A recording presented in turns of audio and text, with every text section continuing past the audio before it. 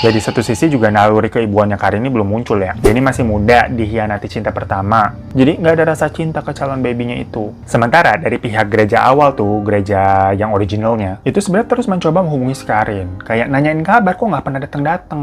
Tapi tetap aja si Karin nggak mau nangkepin. Dia ngerasa kayak buat apaan? Sekarang yang membantu dia mendapatkan segala keinginan duniawinya, itu kan gereja setan. Ya cuma kalau di rumah, si Karin ini masih bersikap normal ya. Bukan toto jadi anak pembangkang gitu, atau nyolot gitu ke orang tua gitu. Enggak, masih sopan. Jadi lagi-lagi orang tuanya ini benar-benar nggak tahu. Nggak nyangka sama sekali. Dikiranya anaknya udah gede, sibuk sama tugas-tugas kuliahnya. Jadi ya udah jarang ibadah, dan badannya mungkin kelihatan gedean karena makan mulu kali, stres tuh, kebanyakan tugas. Nggak ada pikirannya anak saya hamil ikutan ke gereja setan gitu. Ih, out of blue aja pikiran kayak gitu, nggak ada sama sekali. Dan perutnya si Karin itu kan juga nggak besar-besar banget untuk ukuran orang hamil. Ditambah dia juga bebet-bebet, jadi nggak ada kelihatan-kelihatannya. Nah yaudah, sampailah di tanggal 20 Desember. Di situ nggak ada jemaat lain yang hadir selain Karin sama 3 cewek yang hamidun tadi ya. Nah cuma ada tamu dari luar yang baru pertama kali Karin lihat, yang katanya itu adalah petinggi-petinggi dari cabang-cabang gereja lainnya. Pokoknya selain ada Pak Richard, ada 2 pendeta lain nih, mohon maaf kita nyebutnya pendeta ya. Ya maksudnya juga pendetanya di sini sesat. Dan ada 1 orang wanita yang mukanya tuh kelihatan Indo-blasteran gitu lah. Nah di situ si Karin sama 3 cewek lainnya itu dikasih semacam obat dan minuman air yang katanya itu bisa meluruhkan bayi. Di situ Karin ini merasa bener-bener sakitnya udah bukan definisi sakit lagi deh. Hampir kayak mau mati rasanya. Perutnya tuh kayak diremes-remes. Kita cepetin aja ya, mual gue lama-lama. Sampai akhirnya udah tuh jadinya luruh dan keluar. Semuanya total jadinya ada 4 janin ya. Dan yang paling gede ya punya si Karin karena paling lama. Di situ posisi kondisinya Karin itu udah lemes banget. Kayak baru udah mau pingsan. Dia yang posisinya masih tiduran cuma bisa kayak ngeliatin janin-janin itu tuh dibawa sama 4 petinggi gereja. Terus dimasukin ke blender. Iya gengsi itu di blender.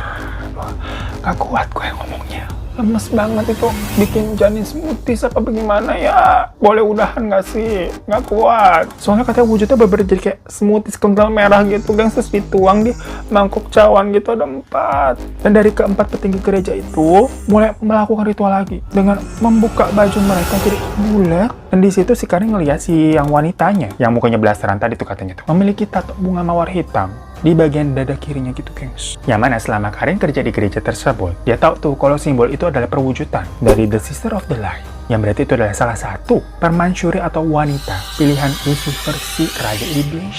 Nah, waktu si 4 petinggi ini meminum itu smoothies, netes-netes ke badannya, si Karin juga nggak kuasa nahan mualnya, terus dia muntah. Pingsan dia. Nah, dalam pingsannya itu kan ini bermimpi. Dia ngeliat ada seorang bayi yang udah lahir, itu nangis di tengah gurun pasir yang keadaan itu panas banget. Entah kenapa pas Karin lihat itu bayi, hatinya merasa sakit dan berdosa banget. Di situ Karin juga merasa tersiksa dan ketakutan. Sampai tahu-tahu ada cahaya terang yang muncul berbentuk salib gitu. Dimana tahu-tahu perasaannya Karin nih. Jadi kayak tenang banget dan semuanya langsung kayak rasanya adem. Gak lama dari situ Karin bangun dan ternyata dia udah ada di rumah sakit. Entah kenapa perasaannya langsung galau. Dan Karin nangis sejadi-jadinya. Dia merasa telah melakukan kesalahan besar. Ternyata di situ Karin dinyatakan telah keguguran, yang statusnya karena ketahuan minum obat. Tapi pihak rumah sakit nggak tahu ya penyebabnya apa, dikiranya emang kayak mau gugurin aja. Kan kasus-kasus seperti itu banyak ya memang. Setelah sudah baikan dia pulang ke rumah. Kebetulan ternyata di rumah itu ada pendeta Felix namanya, yang dari gereja lamanya Karin tuh. Mau nggak mau Karin udah ketemu dong. Ya masa dia mau toto kabur gitu kan aneh. Tapi pas tatap-tatapan nih, tahu-tahu hatinya Karin itu kayak nyes banget dan gak bisa membendung air matanya lagi. Dia nangis sejadi-jadinya dan langsung dirangkul sama pendeta Felix. Tapi pas kayak baru mau merangkul nyentuh Karin tuh, pendeta Felix kayak terkejut. Kayak misalkan orang yang tangannya megang panci panas kayak, gimana sih?